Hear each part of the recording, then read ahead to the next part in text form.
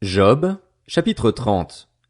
Et maintenant, je suis un objet de moquerie pour de plus jeunes que moi, pour ceux dont je méprisais trop les pères pour les mettre parmi les chiens de mon troupeau. Mais à quoi me servirait la force de leurs mains? Ils n'ont pas la moindre vigueur. Desséchés par la privation et la faim, ils rongent les endroits arides, depuis longtemps dévastés et déserts. Ils arrachent des herbes sauvages à côté des buissons et se nourrissent de la racine des genêts. On les chasse du milieu des hommes, on crie après eux comme après un voleur. Ils habitent dans d'affreux ravins, dans les grottes de la terre et dans les rochers, ils hurlent au milieu des buissons, ils s'entassent près des broussailles. Espèces de fous sans identité, on les chassait du pays, et maintenant je suis l'objet de leurs chansons, me voilà devenu le thème de leurs discussions. Ils ont horreur de moi et se tiennent loin de moi, ils ne se retiennent pas de me cracher au visage. Puisque Dieu m'a privé de ressources et m'a humilié, plus rien ne les arrête. Ces misérables se lèvent à ma droite et me tendent des croche-pieds. Ils se construisent des chemins jusqu'à moi, mais c'est pour ma ruine. Ils me coupent toute issue et travaillent à ma perte, eux à qui personne ne viendrait en aide. Ils affluent comme par une large brèche, ils se précipitent au milieu des décombres. Des terreurs m'assaillent. Ma dignité est emportée comme par le vent, ma prospérité s'en va comme un nuage. Et maintenant, je me liquéfie de l'intérieur. Les jours de souffrance se sont emparés de moi. La nuit me transperce les os, les douleurs qui me rongent ne s'accordent aucun repos. La force du mal est telle que mon habit perd toute forme, il me serre comme le col de ma tunique. Dieu m'a jeté dans la boue et je ressemble à la poussière et à la cendre. Je t'appelle au secours, mais tu ne me réponds pas. Je me tiens debout, mais tu te bornes à me regarder. Tu t'es changé en ennemi cruel contre moi, tu me combats avec toute la force de ta main. Tu me soulèves et me fais voler au-dessus du vent, tu me dissous au plus profond de moi-même. En effet, je le sais, c'est à la mort que tu me conduis, au rendez-vous de tous les êtres vivants. Cependant, celui qui va sombrer ne tend-il pas les mains? Celui qui est dans le malheur n'appelle-t-il pas au secours? N'avais-je pas des larmes pour celui qui rencontrait des difficultés? N'étais-je pas triste pour le pauvre? De fait, j'attendais le bonheur, mais c'est le malheur qui est arrivé.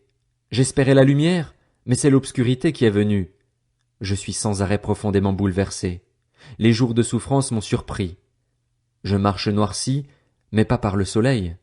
Si je me lève en pleine assemblée, c'est pour appeler au secours. Je suis devenu le frère des chacals, le compagnon des autruches. Ma peau devient noire et pâle, mes os sont brûlants de fièvre. Ma harpe n'est plus qu'un instrument de deuil, et ma flûte se confond avec la voix des pleureurs. Job, chapitre 31. J'avais fait un pacte avec mes yeux. Comment aurais-je pu porter mes regards sur une jeune fille? Quelle part Dieu m'aurait-il attribué d'en haut? Quel héritage le Tout-Puissant m'aurait-il envoyé du ciel? La misère n'est-elle pas réservée à l'homme injuste et le désastre à ceux qui commettent le mal? Dieu ne voit-il pas ma conduite?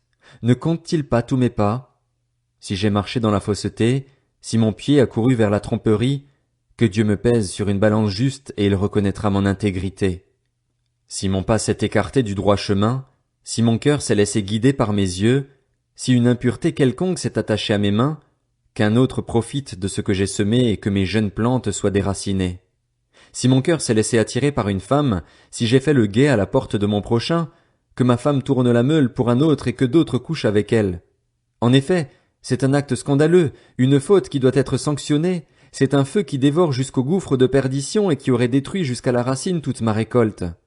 Si j'ai méprisé le droit de mon serviteur ou de ma servante lorsqu'ils étaient en litige avec moi, que ferai-je quand Dieu se lèvera? Que répondrai-je quand il me demandera des comptes? Celui qui m'a formé dans le ventre de ma mère ne les a-t-il pas formés eux aussi? N'est-ce pas le même Dieu qui nous a façonnés dans le ventre maternel? Ai-je refusé aux faibles ce qu'ils désiraient? Ai-je fait languir les yeux de la veuve? Ai-je mangé tout seul mon morceau de pain, sans que l'orphelin n'en ait eu sa part? Au contraire. Dès ma jeunesse, je l'ai élevé comme un père, dès ma tendre enfance, j'ai soutenu la veuve. Si j'ai vu quelqu'un mourir par manque d'habits, le pauvre manquer de couverture, sans lui donner de raison de me bénir, sans qu'il ait été réchauffé par la toison de mes agneaux, si j'ai levé la main contre l'orphelin parce que je me savais soutenu par les juges, que mon bras se détache de mon épaule, que mon avant-bras se brise au coude. De fait, je redoutais les malheurs envoyés par Dieu. Je suis incapable de quoi que ce soit face à sa majesté. Si j'ai placé ma confiance dans de l'or, si j'ai dit au métal précieux, tu es ma sécurité, Si je me suis réjoui de la grandeur de ma fortune, de la quantité de mes biens, si j'ai regardé la lumière du soleil quand il brillait, la lune quand elle s'avançait radieuse, et si mon cœur s'est laissé attirer en secret, si je les ai adorés, c'est encore une faute qui mérite d'être sanctionnée, j'aurais renié le Dieu d'en haut. Me suis-je réjoui du malheur de celui qui me détestait? Ai-je sauté d'allégresse parce qu'un mal l'avait atteint? Non, je n'ai pas permis à ma bouche de pécher en demandant sa mort dans une malédiction. Les occupants de ma tente disaient, peut-on trouver quelqu'un qui n'ait pas été rassasié grâce à sa viande? L'étranger ne passait pas la nuit dehors, j'ouvrais ma porte aux voyageurs. Ai-je, comme Adam, caché ma transgression, cherché à dissimuler ma faute parce que je redoutais le qu'en dira-t-on, parce que j'étais effrayé par le mépris des familles au point de garder le silence et de ne pas oser sortir? Si seulement quelqu'un m'écoutait! Voilà mon dernier mot. Que le Tout-Puissant me réponde. Quant à la plainte écrite par mon adversaire, je la mettrai sur mon épaule, je la porterai sur mon front comme une couronne. Je lui rendrai compte de ma conduite dans le détail, je m'approcherai de lui comme un prince. Si mon terrain crie contre moi et que des sillons versent des larmes, si j'ai mangé son produit sans le payer et que j'ai fait le désespoir de ses propriétaires, qu'il y pousse des ronces au lieu du blé et de la mauvaise herbe au lieu de l'orge. Job, chapitre 32. Ces trois hommes cessèrent de répondre à Job parce qu'ils se considéraient comme justes. Alors Élihu, fils de Barakil, originaire de Buz et membre du clan de Ram, se mit en colère. Il se mit en colère contre Job parce qu'il se prétendait juste devant Dieu, et il se mit en colère contre ses trois amis parce qu'ils ne trouvaient rien à répondre et condamnaient ainsi Dieu. Comme ils étaient plus âgés que lui, Élihu avait attendu jusqu'à ce moment pour parler à Job. Lorsqu'il vit que les trois hommes n'avaient plus rien à dire, il se mit en colère.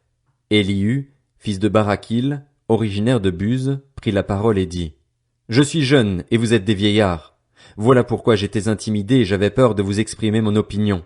Je me disais, l'expérience parlera, le grand nombre d'années fera connaître la sagesse. Mais en réalité, dans l'homme, c'est l'esprit, le souffle du Tout-Puissant qui donne la capacité de comprendre. Ce n'est pas le grand nombre d'années qui procure la sagesse, ce n'est pas la vieillesse qui permet de discerner ce qui est juste. Voilà pourquoi je dis, écoute-moi, moi aussi, je vais exprimer mon opinion. J'ai attendu la fin de vos discours, j'ai prêté l'oreille à vos raisonnements jusqu'à ce que vous ayez fait le tour de la question. Je vous ai accordé toute mon attention, et je constate qu'aucun de vous ne l'a convaincu, pas un de vous n'a répondu à ses propos. Ne dites pas cependant, nous avons trouvé la sagesse, c'est Dieu qui peut le confondre, et non un homme. Il ne s'est pas adressé directement à moi, aussi lui répondrai-je tout autrement que vous. Ils sont effrayés, ils ne répondent plus, les mots leur manquent. J'ai attendu qu'ils aient fini leur discours. Puisqu'ils s'arrêtent et ne savent que répliquer, à mon tour je vais répondre, moi aussi je vais exprimer mon opinion. En effet, je suis rempli de paroles, mon esprit me presse. À l'intérieur de moi, c'est comme du vin sous pression, comme des outres neuves prêtes à éclater. Je dois parler pour me soulager, je dois ouvrir mes lèvres pour répondre. Je ne ferai preuve d'aucun favoritisme et je ne flatterai personne. De fait, je ne sais pas flatter, mon Créateur m'enlèverait bien vite.